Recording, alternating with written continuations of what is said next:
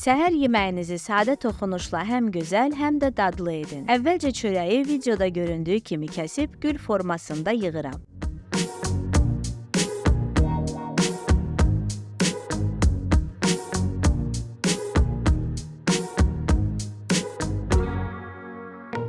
Öncədən 200 dərəcə isidilmiş sobada qızarana kimi bişirirəm. Sonra soyutma yumurtaları blenderda çəkib çörəyin üzərinə səpirəm. Əhvalımızı yüksəldəcək səhər yeməyimiz hazırdır. Daha çox fərqli reseptlər üçün videonu bəyənib səhifəni izləməyi unutmayın.